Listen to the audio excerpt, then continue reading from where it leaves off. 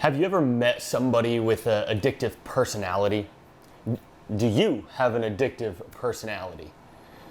See, what I mean by addictive personality doesn't mean that people are addicted to you and that you're just super popular, but what I mean is whenever you dive into something, whenever you embrace something, you are 110%. You go all in with it, and there's no holding you back. I would say that I have a addictive personality.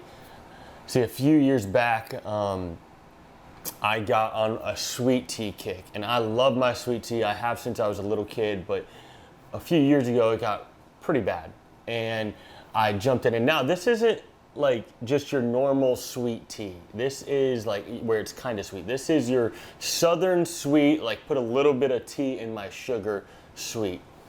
And I got to the point where I was so far in it where I was drinking about a gallon or more a day and just craving it. My body started to crave this sweet tea.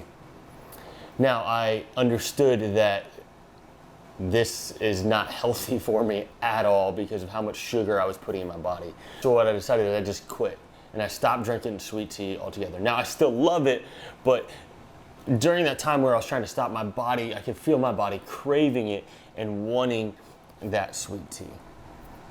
Now, maybe you don't have a story of something where it's to this extreme, but what I would argue is that to some extent we all have addictive personalities, especially when it comes to sin.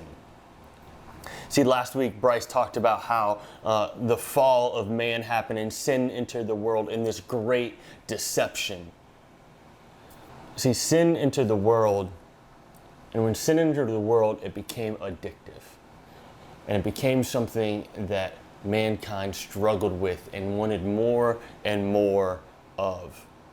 And it kept getting passed down from generation to generation.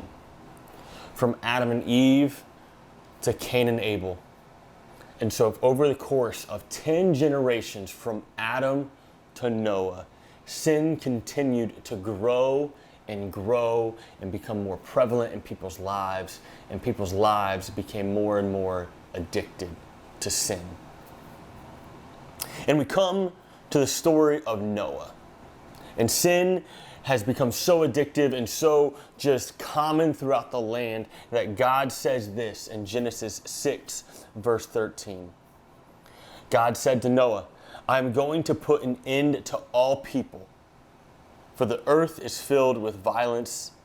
Because of them, I am surely going to destroy both them and the earth." And so he commands Noah to go and build a boat, this massive boat, the ark that many of us know. And a lot of us know the story of Noah and the ark, and he brings two of each animal. But I want us to stop and pause for a moment and enter into what this story is really like and what has happened. And so 10 generations removed from Adam, when Adam was in the garden, to now, it's about 1,600 years, because people lived a lot longer during that period of time. And so imagine with me, you're 600 years old. You're Noah. I know you're old and you've seen a lot of life, and God comes to you because you're one of the only righteous people left on the earth, and God says, "Hey, I want you to build an ark, and it's going to be massive, and this is how I want you to build it." You have no power tools. You have, maybe your sons are helping you out, but nobody else is really going to help you out with this. And it takes decades to build.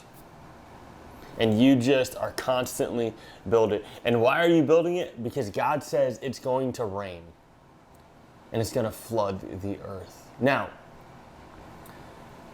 to us, that may seem like, okay, not that big of a deal. I guess I can kind of see God doing something like that. But here's the thing. Noah and nobody else on the planet had ever heard or seen rain in their entire lives. See, rain wasn't a thing back then. And so up to this point, rain had not happened. And so God says, "Hey, I'm going to send rain."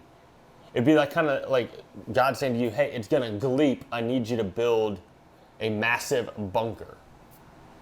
Well, what's gleeping? What is this thing called gleep?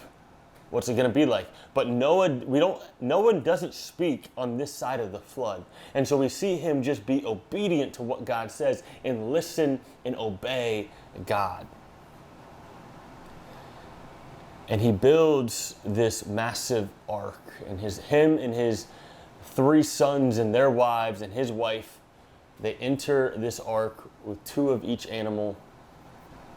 And what happens is the rain comes and it floods the earth, and they're probably in the ark, even though it only rained for 40 days and 40 nights, they're probably in the ark for a little over a year. And then they leave the ark after the waters reside, and they come out on dry land, and God speaks again, and he puts a rainbow in the sky, promising never to destroy the earth again, never to wipe out the earth in this way ever again. And we see this covenant that God has between himself and man, promising that God is going to have a relationship with man, promising that God will not destroy the earth like this ever again. All of this happened because sin was running wild. Sin was prevalent in people's lives. Sin, it was addictive.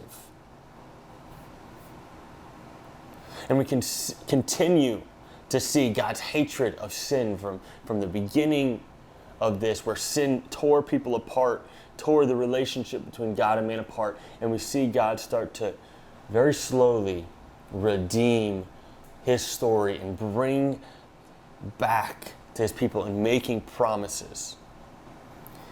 But it's just the start. Because although he wiped out many sinners in the world and a lot of sin that was going on, sin had not fully been defeated yet. Sin was just starting. And although it may have been hurt during this time, sin was going to come back and going to take part in people's lives over and over again. But God promised that he wouldn't destroy the earth in the same way, but he's going to continue to reflect what he's doing. And so as we continue in this story, we see how God promises not to destroy, but how he is going to start to enter into this covenant between God and man to bring man back to himself.